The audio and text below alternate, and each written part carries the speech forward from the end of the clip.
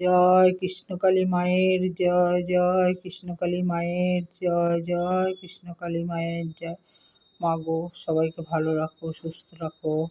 দেশে বিদেশে প্রবাসে যেই ভক্তরা তোমার যেইখান থেকে রাখে তুমি সাড়া দিও মা।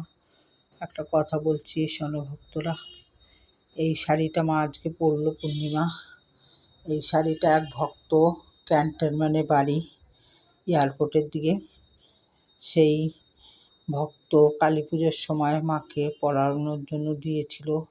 কারণ যারা যারা শাড়ি দেয় এক এক পরে এক সিরিয়ালভাবে পরাই, তো আমি যাদের আগে দেয় তাদেরটা আগে পরাই। সেই ভক্ত আজ পৃথিবীতে নেই, দুঃখের বিষয়। মাই নিয়ে নিয়েছে। মায়ের ওইখানে ভালো সন্তানদের তো বেশি দিন রাখে না মা, যারা ভালো কাজ করে তারা মা শ্রীকৃষ্ণ চৈতন্য মহাপ্রভু গোপাল ওরা সব নিয়ে নেয়। যারা মায়ের নাম জপ করে, মায়ের পুজো পাঠ করে, যাদের ভালো লাগে মায়ের পছন্দসই ভক্ত, তাদেরকে মা রাখে না। সেই ভক্ত এই শাড়িটা দিয়েছিল পরানোর জন্য। আজকে শাড়িটা পরানোর সময় আমার খুব মনে পড়ছিল, বারবার মনে পড়ছিল। তোমাদের কাছে না বললেই নয়। সেই শাড়িটা আমি মাকে আজকে পরালাম।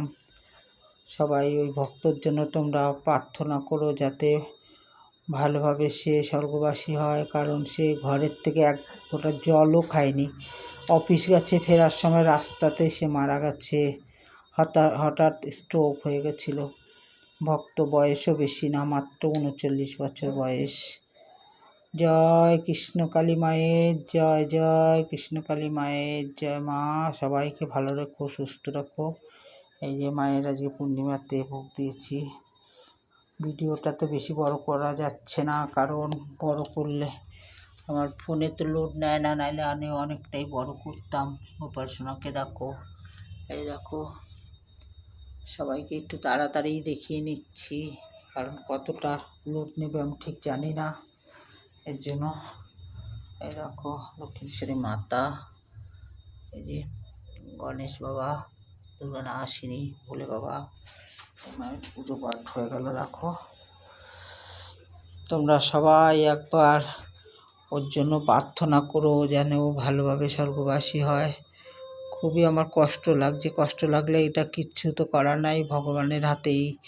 মৃত্যু জন্ম সব মায়েরই হাতে, ভগবানের হাতে, রাধা মাধবের হাতে, সবার এদের হাতে থাকে। আমরা যতই কাঁদি আর যতই টাকা দিই, কোনো দিন মৃত্যুর হাত থেকে বাঁচা যায় না। এই বলে আমি শেষ করলাম ভিডিওটা। দেখো, জয় কৃষ্ণকালী মায়ের জয়।